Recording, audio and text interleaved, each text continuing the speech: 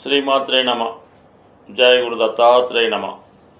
ఈ వీడియోలో మనం శ్రీ విశ్వావసునామ సంవత్సర ఉగాది ఫలితాలు వృశ్చిక రాశి వారికి ఏ విధంగా ఉండబోతున్నాయి అని తెలుసుకునే ప్రయత్నంలో ముందుగా ఈ రాశి వారి యొక్క బ్యాలెన్స్ షీటు పరిశీలిద్దాం. ఈ రాశి వారికి ఆదాయం 2, వ్యయం 14గా నిర్ణయించడం జరిగింది. అంటే ఎప్పుడన్నా సరే మనకి వ్యయం ఎక్కువ ఉన్నప్పుడే ఆ సంవత్సరంలో జాతకుడు ఒక గొప్ప కార్యక్రమాన్ని నిర్వహించడం జరుగుతూ ఉంటుంది. అంటే ఎక్కువ ఖర్చు పెట్టినవి అంటే ఏంటి, ముందుగా ఒక గృహ నిర్మాణం కానీ, వివాహం చేయడం కానీ, లేదా వారి యొక్క సంతానానికి ఉన్నత విద్య కొరకు ఎక్కువ ధనాన్ని ఖర్చు పెట్టవలసి ఉంటుంది. కాబట్టి మరి అటువంటి వాళ్ళు ఎవరైనా ఈ రాశిలో ఉన్న వాళ్ళైతే మీరు ఈ సంవత్సరంలో ఆ కార్యక్రమానికి ప్రిపేర్ అవ్వడం మంచిది. అయితే ఆదాయం 2 పాయింట్లు మాత్రమే ఉండడం జరిగింది. దాన్ని బట్టి మినిమం ఆదాయం మీకు ప్రతి సంవత్సరం ఎంతైతే ఆదాయం వస్తుందో అది కామన్గా వస్తుంది. గతంలో మీరు కూడబెట్టుకున్నటువంటి ధనం దీంతో కలిపి మొత్తం మీరు ఈ సంవత్సరంలో ఏదో ఒక శుభకార్యం చేయడం జరుగుతూ ఉంటుంది. మొత్తం మీద ఇది ఒక విధంగా ఈ రాశి వారికి ఒక గొప్ప ప్రయత్నంగానే చెప్పచ్చు. ఇక రాజపూజ్యం 5, అవమానం 2. కామన్గా గౌరవం అన్నది ఈ వృశ్చిక రాశి వారికి ఉన్నటువంటి సాహసం వల్ల అయితేనే, ఇతరులకి సహాయం చేయడం అయితేనే, దానివల్ల ఎక్కువగా పొగడ్తలు రావడం జరుగుతూ ఉంటుంది. కామన్గా అవమానం, ఒకరికి మనం మంచి చేసినప్పుడు ఆటోమేటిక్గా రెండో వాడికి కొద్దిగా ఇబ్బంది కలుగుతుంటుంది. ఆ కారణం వల్ల వాడు ఏదో సమయం చూసి మనల్ని ఇరిటేట్ చేయడము, అవమానించడం, అంటే ఏదో మాటలతో ఇబ్బంది పెడుతుంటాడు. అవి కామన్గా పెద్దగా పట్టించుకోక్కర్లేదు. బట్ ఏదైనా ఈ రాశి వారికి మరి అటు ఆదాయ వ్యయాలు బాగున్నాయి, గౌరవం కూడా బాగుంది. కాబట్టి మొత్తం మీద ఈ రాశి వారికి ఈ సంవత్సరం అంతా కూడా ఏదో ఒక మంచి పనికి ధనం ఖర్చు పెట్టడం జరుగుతూ ఉంటుంది. ఇక మెయిన్గా మేజర్ గ్రహాలు ఏ విధంగా ఉన్నాయని పరిశీలించినప్పుడు ముఖ్యంగా గురువు, శని, రాహు, కేతువు. ఎక్కువగా మనం ఏంటంటే ఈ సంవత్సర ఫలితాలు తెలుసుకునేటప్పుడు సంవత్సరానికి ఒకసారి రాశి మారే గురుగ్రహం యొక్క ఫలితాలు ఎక్కువగా తెలుసుకోవడం జరుగుతూ ఉంటుంది. మరి ఈ సంవత్సర ప్రారంభంలో 7వ స్థానంలో ఉన్నటువంటి గురువు కామన్గా ఈ రాశి వారికి బయట పరిచయాలు పెరుగుతాయి. పెద్దవారితో కలిసి భాగస్వామి వ్యాపారం చేయడం కానీ, వారితో కలిసి ఏదైనా ఒక ప్రాజెక్టు చేపట్టడం కానీ, చాలా వరకు మీకన్నా ఉన్నత స్థాయి వ్యక్తులతో మీరు వ్యవహారం చేయడం జరుగుతూ ఉంటుంది. కామన్గా 7వ ఉన్నటువంటి గురువు రాశిని వీక్షించడం వల్ల మీలో మిమ్మల్ని మీరు సంస్కరించుకుంటూ మిమ్మల్ని మీరు ఇంప్రూవ్ చేసుకోవడం జరుగుతూ ఉంటుంది. చిన్న చిన్న బలహీనతలకి స్వస్తి పలికి కొత్తగా మిమ్మల్ని మీరు ప్రజెంట్ చేసుకుంటారు, సంస్కరించుకుంటారు.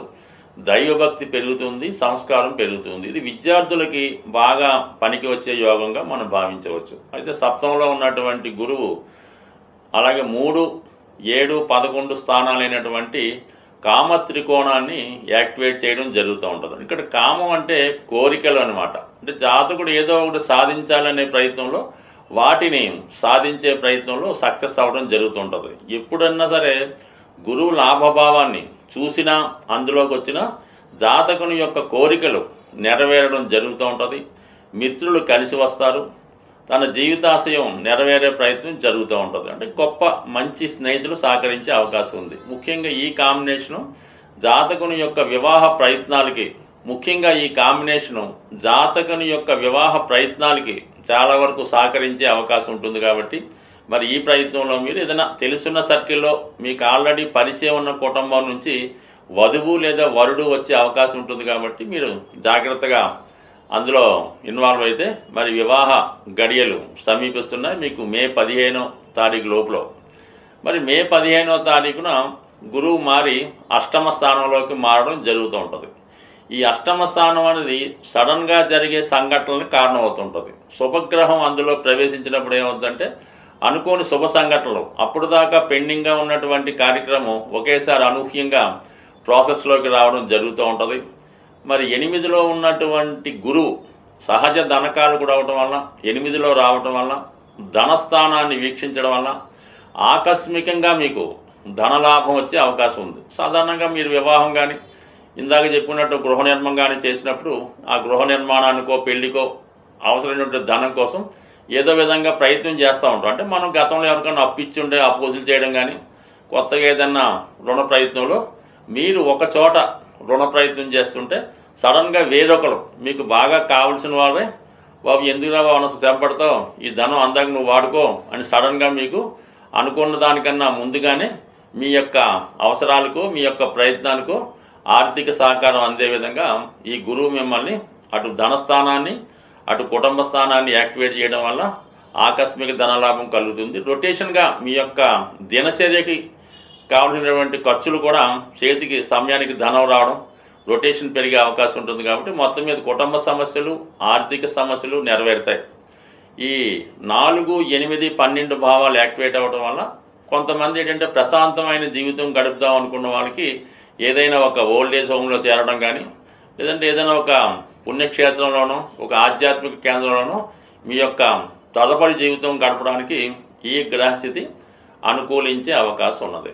మరి ముఖ్యంగా శని భగవానుడు తర్వాత మనం పరిశీలించినప్పుడు ఇమీడియట్గా ఈ ఉగాది ప్రారంభం రోజునే మరి శని భగవానుడు ఈ 5వ స్థానంలోకి ప్రవేశించడం జరిగింది. అంటే మొన్నటిదాకా అర్ధాష్టమ శని వస్తూ ఇంచుమించుగా మనకి ఈ ఉగాది కొత్త సంవత్సరం అన్నది కొత్తగా స్టార్ట్ అయ్యే విధంగా 5వ స్థానంలో సాటర్న్ రావడం జాతకుడిలో ఉన్నటువంటి క్రియేటివిటీ పెరుగుతూ ఉంటుంది. తనలో ఉన్నటువంటి టాలెంట్కి బయటపెట్టి ఏదో ఒకటి కొత్తగా చేయాలనే తపన జాతకుడికి కలుగుతూ ఉంటుంది అన్నమాట. అంటే పంచమం అన్నది ఏంటంటే సాధారణంగా జాతకుడిలో ఉన్నటువంటి విద్వత్తు, అతని తెలివితేటలు, అతని యొక్క సామర్థ్యం చెప్తూ ఉంటుంది. అది కరెక్ట్గా జాతకుడు వినియోగిస్తే 5వ స్థానంలో ఉన్నటువంటి సాటర్ను లాభాన్ని వీక్షిస్తున్నాడు కాబట్టి 100% మీ యొక్క కృషికి తగిన ఫలితం రావడం జరుగుతూ ఉంటుంది. మీ సామర్థ్యానికి తగిన గుర్తింపు కూడా రావడం జరుగుతూ ఉంటుంది. ఇంకొక ముఖ్యమైనటువంటి మార్పు ఏంటంటే 5వ స్థానంలో ఉన్నటువంటి సాటర్ను వివాహ సంబంధాలు వచ్చినప్పుడు దాన్ని ఏదో విధంగా తర్జన భర్జన చేస్తూ సరైన నిర్ణయానికి రాలేకపోతుంటారు.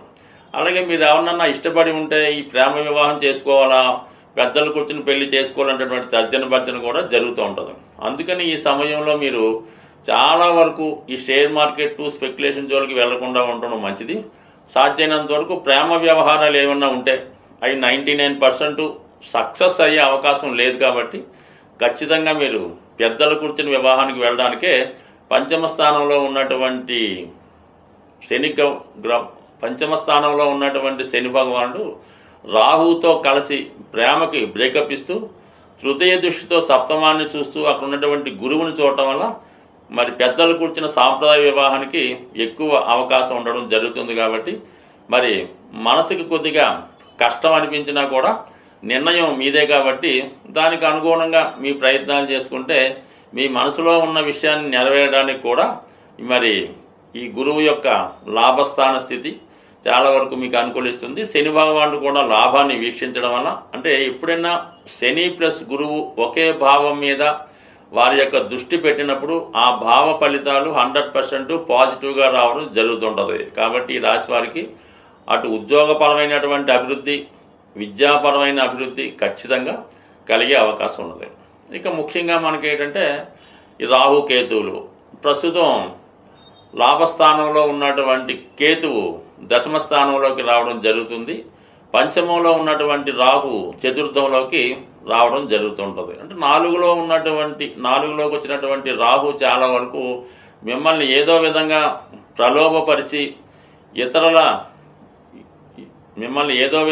ప్రలోభపరిచి ఏదో ఒక వ్యామోహంలోకి లాగే అవకాశం ఉంటుంది. అయితే ఈ సమయంలో మీరు ఒక విధంగా ఏదైనా కొద్దిగా స్థిరాస్తి కొనడానికి కానీ, వాహనం కొనడానికి కానీ ఈ గ్రహస్థితి అనుకూలించే అవకాశం ఉంది. బట్ ఏదైనా ఉన్నదానికన్నా పెద్ద ప్రయత్నం చేయడం జరుగుతూ ఉంటుంది.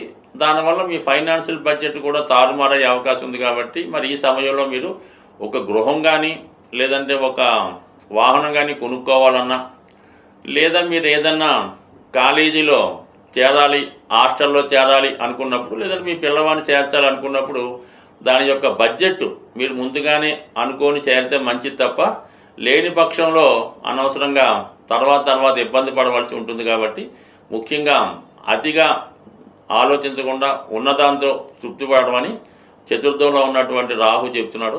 దశమంలో కేతువు ఉద్యోగపరంగా కొన్ని ఇబ్బందులు పెట్టినప్పుడు కూడా మిగతా గ్రహస్థితి కారణంగా చాలా వరకు చిన్న సమస్యలు వృత్తిలో ఉన్నప్పుడు కూడా అటు గురు శని మీకు ఈ సంవత్సరం అంతా అనుకూలంగా ఉండడం వల్ల అన్ని సమస్యల నుంచి చివరిదాకా పోరాడినా ఫైనల్గా సక్సెస్ రావడం జరుగుతుంది.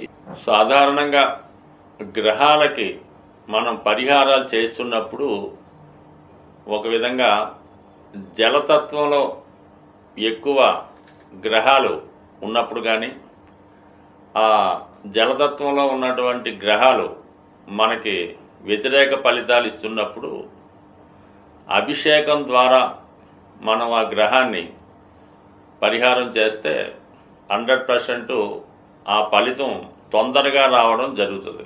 ఇప్పుడు మనకి ఈ మీనరాశిలో 6 గ్రహాలు ఉండగా ఈ సంవత్సరం ప్రారంభమైంది కాబట్టి అందులో మిత్రగ్రహాలు ఒకటే ఉంటే పర్వాలేదు, శత్రుగ్రహాలు కూడా ఉండడం వల్ల, అంటే శుక్రుడికి రవికి వ్యతిరేకత, శనికి రవికి వ్యతిరేకత, ఈ విధంగా ఒక రాశిలో ఈ పాపగ్రహాలు చేరినప్పుడు ఆ భావం యొక్క ఫలితాన్ని సంపూర్ణంగా నాశనం చేయడం జరుగుతూ ఉంటుంది. మరి ఆ కారణం వల్ల ఈ ద్వాదశ రాశుల వారికి కూడా ఈ రాహువు, శని, రవి వ్యతిరేక ఫలితాలు ఈ సంవత్సరంలో ఇస్తున్న కారణంగా మరి మీరంతా కూడా అభిషేకం ద్వారా మీరు గ్రహాలకి పరిహారం చేసుకోవచ్చు. అంటే ఇన్ని గ్రహాలకి మీరేమీ పరిహారం చేయక్కర్లేదు.